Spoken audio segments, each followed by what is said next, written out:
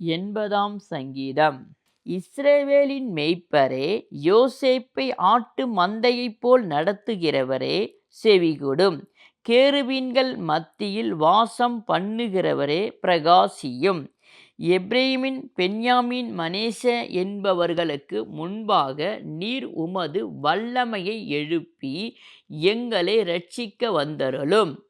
தேவனே, எங்களை திருப்பிக் கொண்டு வாரும். உமது முகத்தை பிரகாசிக்கப் பண்ணும், அப்பொழுது இரட்சிக்கப்படுவோம். சேனைகளின் தேவனாகிய கர்த்தாவே, உமது ஜனத்தின் விண்ணப்பத்துக்கு விரோதமாய் நீர் எதுவரைக்கும் கோபம் கொள்ளுவீர்? கண்ணீராகிய அப்பத்தை அவர்களுக்கு போஜனமாகவும் மிகுதியான கண்ணீரையே அவர்களுக்கு பானமாகவும் கொடுத்தீர். எங்கள் அயலாருக்கு எங்களை வழக்காக வைக்கிறீர். எங்கள் சத்துருக்கள் எங்களை பரியாசம் பண்ணுகிறார்கள். சேனைகளின் தேவனே, எங்களை திருப்பிக் கொண்டு வாரும். உமது முகத்தை பிரகாசிக்கப் பண்ணும், அப்பொழுது இரட்சிக்கப்படுவோம். நீர் எகிப்திலிருந்து ஒரு திராட்சைக் கொடியை கொண்டு வந்து ஜாதிகளை துரத்திவிட்டு அதை நாட்டினீர். அதற்கு இடத்தை ஆயத்தப்படுத்தினீர். அது வேரூன்றி தேசமெங்கும் படர்ந்தது.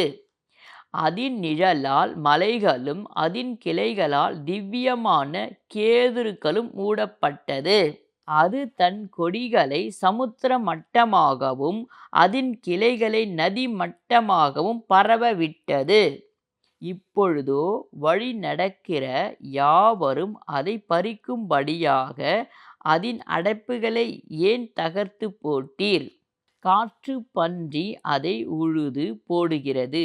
வெளியின் மிருகங்கள் அதை மேய்ந்து போடுகிறது.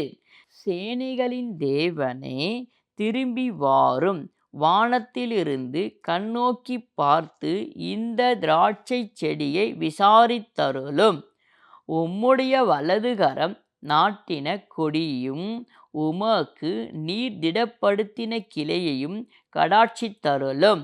அது அக்கினியால் சுடப்பட்டும் வெட்டுண்டும் போயிற்று. உம்முடைய முகத்தின் பயமுறுத்தலால் அழிந்து போகிறார்கள்.